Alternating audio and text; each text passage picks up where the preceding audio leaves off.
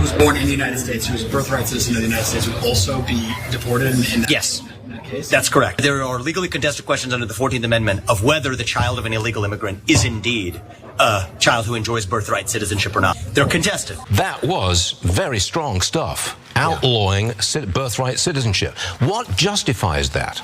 So if you have entered this country illegally with the intention of using it, having a child here as a basis for establishing citizenship in this country, that is not something the 14th Amendment was designed to protect against. And Stuart, if you want to get on the legal scholarship side of this, a kid of diplomats who's born here definitely does not qualify for birthright citizenship because there are qualifiers in the 14th Amendment.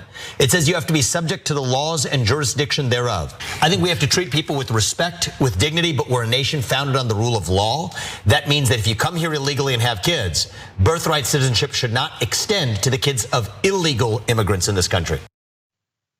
Vivek Ramaswamy is making some more waves. He's challenging anything he can. It's not like it's a brand new thought process, but he's going after the 14th Amendment and for some loopholes that he's talking about and making sure that children of migrants that show up to the country, if they're born on American soil, that they would automatically be American citizens. We've seen this argument go down, especially with conservatives, especially when it comes to what our migrant issues down at the southern border. So they're very upset, and Ramaswamy thinks he's found pot of gold to strike from in his run for president.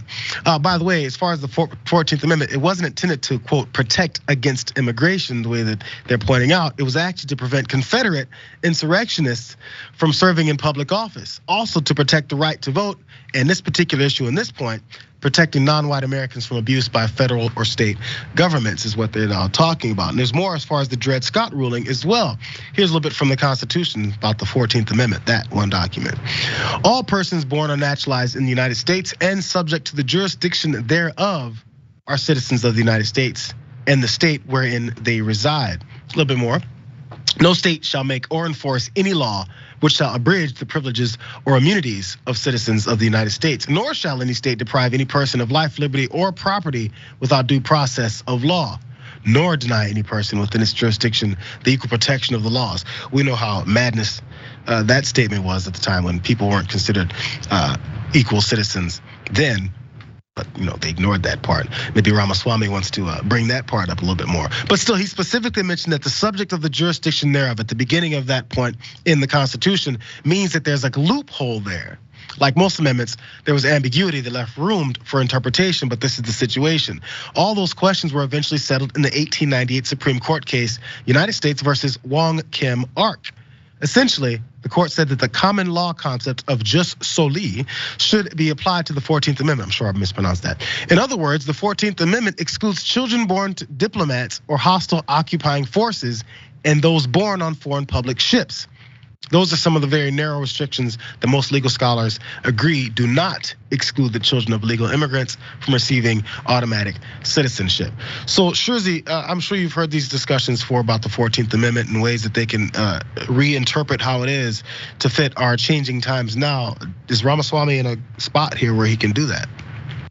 I mean, I don't think so. And I don't think it's politically prudent as someone who covers politics, just knowing that there are a lot of first and second generation Latino voters who are now showing, I would say, interest in the Republican Party in ways that the Democratic Party has not anticipated. And this is a way to push that out because many of them are citizens because of that law, because of the law, because of the Constitution.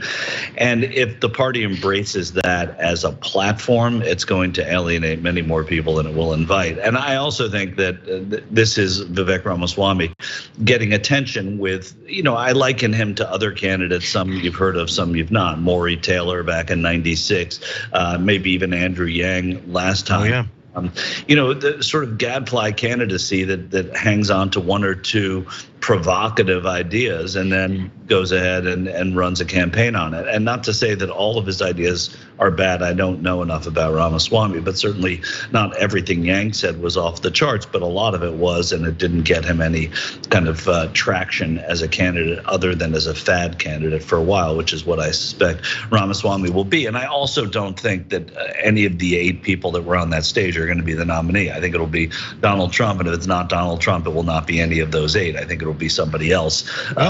who will emerge, a governor, maybe Brian Kemp. Really? Yeah. I hadn't heard that theory. I actually kind of like that because I never understood who it is that could possibly. You usually have a general idea, and obviously Trump is forefront here, but a lot of things happening with him, you should absolutely never know. Really fast though, because I'm no constitutional scholar. How would that even work? And I'm not asking this as a challenge, Shurzy, maybe you do. But if Ramaswamy's talking about different interpretation of that amendment and making sure that we do things differently, is that something the president sitting in the White House can just declare from his desk? No, it wouldn't. I mean, you'd have to. I mean, it would be changing the Constitution in essence, because it's a false interpretation, a faulty interpretation of what the 14th says. So it would require a constitutional amendment. It wouldn't work. It's food for thought and it's red meat for those people who think that there are too many citizens here. But defining illegal is very difficult as well. And if you are an asylum seeker, as the first people who came here from the United Kingdom were then, or at that time, England, it's very difficult to define what is illegal and what isn't. Then everybody would be out of here because we're all related to illegals. It would only actually be people who were brought here, who can trace their lineage back to slaves who were brought here against their will, then who would have citizenship. Ironic how that works. Yes. But which I think leads to the same point. Ramaswamy saying things to get attention, but then why is it when we hear someone who's running for president say all these things, if it doesn't make sense for how life would actually work, why that becomes something that you think they've won a debate for, that they have some actual points of view? It's supposed to end in actual policy, you think. But within that world, it's not that he's won a debate, but he's staked a claim. And whether or not it's viable, this is always going to be Ramaswamy's thing now for the rest of this race.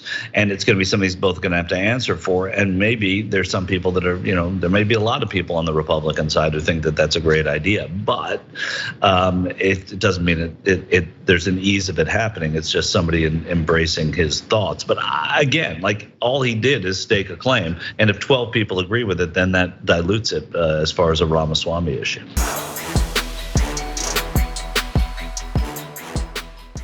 Check out the Damage Report podcast each day, wherever you get your podcasts, whether Pocket Casts or Stitcher or iTunes.